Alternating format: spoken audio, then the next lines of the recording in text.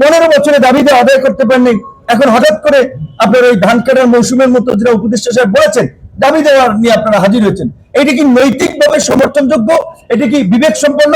আমরা জনতা সম্মিলিত ভাবে যেভাবে এই নৈরাজ্যকারী আনসারদেরকে প্রতিহত করেছে, আবার যারা নৈরাজ্য করতে চাবে তাদের জন্য আমাদের 24 ঘন্টার টিম পল্টন প্রেস ক্লাব সচিবের এলাকা থাকবে। ইতিমধ্যে আরো শুনতে পাচ্ছি পল্লী বিদ্যুৎ সহ বিভিন্ন সংগঠনের নেতারাও এই ঢাকায় প্রোগ্রাম করার কথা বলছেন।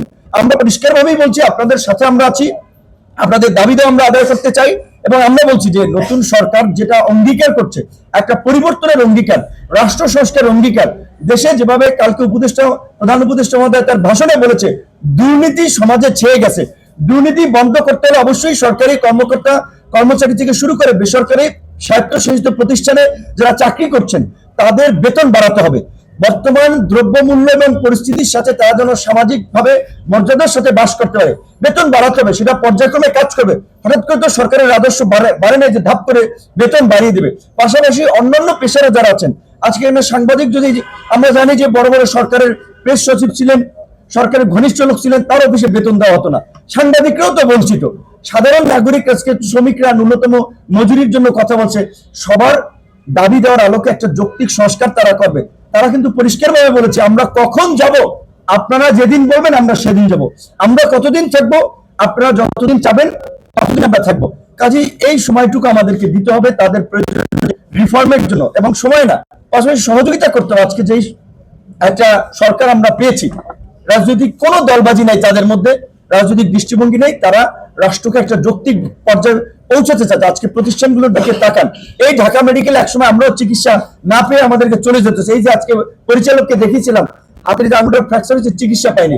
কিন্তু হসপিটাল প্রতিষ্ঠানগুলো যেন এতটা অমানবিক না হয়, তাদেরকে যেন এই পরিস্থিতি নিয়ে যেতে না পারে, সেজন্য ইনস্টিটিউশনাল রিফর্ম, সেটা জুডিশিয়ারি, সেটা প্রশাসনিক পর্যায় থেকে শুরু করে পুলিশ, সামরিক বাহিনী, অন্যান্য প্রতিষ্ঠানেও কিন্তু আমরা এই দাবিটা করে আসছি। কাজে এখন আগামী 1 মাস বিশেষ করে কোনো আন্দোলন করা যাবে না, নির্বিঘ্নে সরকারকে কাজ করার সুযোগ দিতে হবে।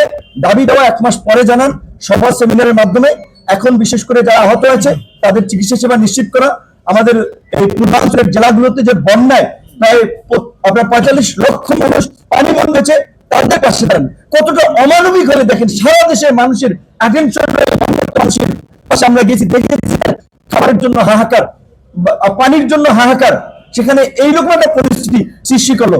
এইটা আমরা এই পতিত সরকারের দোষরদেরকে হুঁশিয়ার দিয়ে বলতে চাই যে কোন ধরনের ষড়যন্ত্র, বন্দুকের নড়াই মুখে সরকার টিকতে পারে নাই।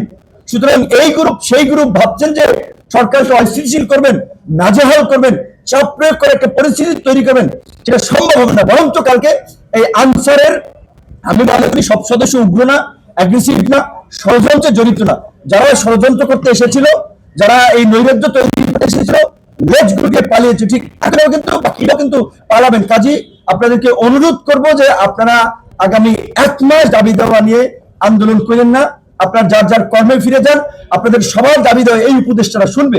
ডক্টর মোহাম্মদ ইউনূসের মতো লোক দেখেন, ওই দিয়ে আমরা 13 তারিখ এতগুলো দল মিটিং করলাম, আমরা বললাম যে আপনি সংখ্যালঘু সম্প্রদায়ের, এটাকে অনেকে ট্রাম্প কার্ড হিসেবে ব্যবহার করছে, ভারতের দেশের মিডিয়াগুলো কিভাবে নেতিবাচক সংবাদ পরিবেশন করেছে। তিনি সাথে সাথে কিন্তু পূজা উদযাপন কমিটি তাদের সাথে মিটিং এ বসে গেল। তো তারা তো আমাদের কথাগুলো শুনছে, আমাদের কথাগুলো রেসপন্স করছে। আজকে এখানে 3 জন উপদেষ্টা এসেছে, আপনি দেখেছেন তারা ভিতরে গেছে, ক্যামেরা তারা এটা চাচ্ছেন না। ডক্টর মোহাম্মদ ইউনূস আপনারা জানেন যে প্রধান উপদেষ্টা ত্রাণ তহবিলে তিনি ওই ফটোশুট করার জন্য আপনি 5 কোটি টাকা দিয়ে ছবি তুলবেন, ওইটা আবার বিক্রি করবেন, এইটা তিনি অ্যালাউ করেন নাই। পরিষ্কারভাবে বলেছেন যারা সহযোগিতা করবেন, প্রধান উপদেষ্টা ত্রাণ তহবিল ব্যাংক অ্যাকাউন্ট আছে, অনলাইন অ্যাকাউন্ট আছে, সেখানে আপনারা পাঠিয়ে দিন। ফটোশুটের রাজনীতি তারা করতে চাচ্ছে না। এই যে ব্যক্তি কেন্দ্রিক একটা এই চরিত্র যে বিগত রাজনৈতিক সরকারগুলো প্রতিষ্ঠা করেছে, এই পরিবর্তনগুলো কিন্তু তারা করছে। সুতরাং এই ইতিবাচকতায় আমাদেরকে সহযোগিতা করতে হবে, এবং আমাদের ছাত্র তরুণ সকল বন্ধুদেরকেও বলবো, বিশেষ করে কিছু কিছু জায়গায় কিছু অপ্রীতিকর ঘটনা ঘটছে, অনেক মানুষ আতঙ্কিত বোধ করছে। সো আমাদের এমন কিছু করা যাবে না যাতে বিভিন্ন প্রতিষ্ঠানের লোকেরা আতঙ্কিত বোধ করে কিংবা কেউ কেউ একটা আশঙ্কায় থাকে। পরিষ্কারভাবে যাদের বিরুদ্ধে কোনো ধরনের এলিগেশন আছে, দুর্নীতি, দলবাজি, লিখিত তথ্য প্রমাণ ডকুমেন্টের ভিত্তিতে তাদের বিরুদ্ধে ব্যবস্থা নেওয়ার জন্য আমাদের দাবি তুলতে হবে। পুলিশ কিন্তু জানেন যে জেলা পর্যায়ে উপজেলা পর্যায়ে এখনো কিন্তু পুরোপুরি সক্রিয় হয় নাই।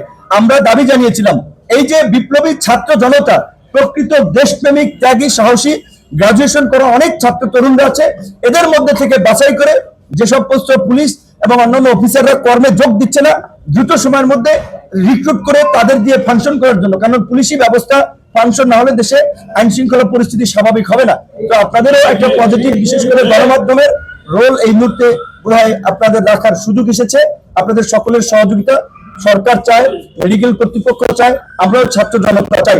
আর স্বাস্থ্য অধিদপ্তরের ডিজির এখানে যারা আন্দোলন করেছেন তাদের উদ্দেশ্যে আমরা একমত, যার বিরুদ্ধে অনেক ধরনের এলিগেশন আছে। এই যে 4 তারিখ, এই যে ছাত্রদের বিরুদ্ধে যে ডাক্তারদেরকে শহীদ মিনারে নিয়ে যাচ্ছ, ডাক্তারি প্রফেশন একটা মহৎ পেশা, দুনিয়াতে বলা হয় সেকেন্ড গড, ডাক্তারদেরকে এভাবে কম্পেয়ার করা হয়। সেই মহৎ মানুষগুলোকে দলবাজির মধ্যে ঢুকিয়ে এই ধরনের নোংরামিতে যারা জড়িত করেছে, সে যেই মেডিকেল কলেজের হোক, যেই প্রতিষ্ঠানের হোক, অবশ্যই তাদেরকে বিচারের মুখোমুখি করতে হবে, তাদেরকে চাকরিচ্যুত করতে হবে। কিন্তু অন্যায়ভাবে কেউ যেন কোনো হেনস্থা কিংবা কোনো ধরনের হয়রানির শিকার না হয়, সেটি আমাদের নিশ্চিত করতে হবে। ধন্যবাদ।